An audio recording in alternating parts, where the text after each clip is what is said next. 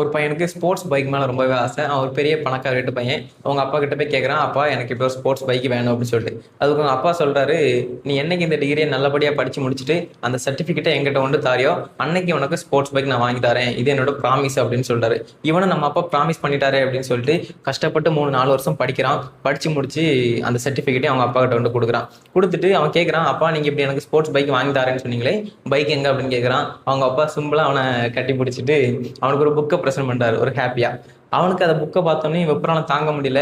ஏன் அப்படின்னா அவரோட ஒரு நாள் செலவு தான் அந்த பைக்கு.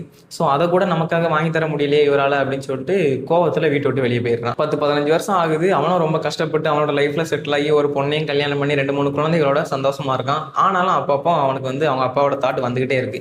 ஏன் அப்படின்னா ஏதோ ஒரு டைம்ல ஒரு பைக் வாங்கி தராதுக்காக நம்ம இப்படி கோவப்பட்டோமே, 2 நாள் சண்டை போட்டிருக்கலாம், ஏதாச்சும் சாப்பிடாம இருந்திருக்கலாம், இல்லை எதுனாலும் பண்ணிருக்கலாம். ஆனா இப்படி எதுக்கு ஒரு 10-15 வருஷம் நம்ம அவரை பிரிஞ்சு இருக்கணும்? அவர் எவ்வளவு கஷ்டப்பட்டிருப்பாரு, நமக்காக எவ்வளவு சொத்தெல்லாம் சேர்த்து வச்சிருந்தாரு. இந்த மனுஷனை போய் நம்ம இப்படி தவிக்க விட்டுட்டோமே அப்படின்னு சொல்லிட்டு மறுபடியும் நம்ம சொந்த ஊருக்கு நம்ம அப்பாவை பார்க்க போகலாமேன்னு சொல்லிட்டு அவனும் கிளம்பி போறான். நேரம் அங்க வீட்டுக்குள்ள போன பிறகு அவனோட அந்த பழைய நினைவுகள்லாம் ஞாபகம் வருது. ஏன்னா கிட்டத்தட்ட பிரிஞ்சு ஒரு 15 வருஷத்துக்கு மேல ஆயிட்டலாம். ஸோ அந்த வீட்டெல்லாம் பார்க்கான். உள்ள போனா அவன் சின்ன வயசுல அங்க இருக்கும்போது யாரெல்லாம் வேலை பார்த்தாங்களோ அவங்கலாம் இப்போ இன்னுமே அங்க வேலை பார்த்துட்டு இருக்காங்க. ஸோ அப்படியே வீட்டுக்குள்ள போறான். வீட்டுக்குள்ள போனா ஹாலில் பெரிய போட்டோவா அவங்க அப்பாவோட போட்டோ மாட்டிருக்கு. அதை பார்த்தோன்னே அவனுக்கு தெரிஞ்சுட்டு நம்ம அப்பா இறந்து போயிட்டாருன்னு சொல்லிட்டு அழுதுகிட்டே அப்படியே அந்த போட்டோ கிட்ட போறான். அந்த போட்டோ பக்கத்துல அவனுக்கு அவன் சர்டிபிகேட் வாங்கும்போது அவங்க அப்பா பிரசன்ட் பண்ண அந்த புக் இருக்கு.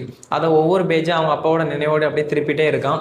அதோட கடைசி பக்கத்துல அவங்க அப்பா அவனுக்காக வாங்கின ஸ்போர்ட்ஸ் பைக்கோட பில் இருக்கு. அவன் அன்னைக்கு கொஞ்சம் பொறுமையா இருந்தா அப்படின்னா அவனுக்கு தேவையானது அன்னைக்கு கண்டிப்பா கிடைச்சிருக்கும். அண்ட் ரெண்டாவது விஷயம் என்ன அப்படின்னா, இந்த யூனிவர்ஸ் நீங்க கேட்கறத உங்களுக்கு பிடிச்ச மாதிரி தரணுங்கிற எந்த ஒரு அவசியமே கிடையாது. உங்களுக்கு பிடிக்காத விதத்துல கூட நீங்க கேட்டதை உங்களுக்கு தரலாம்.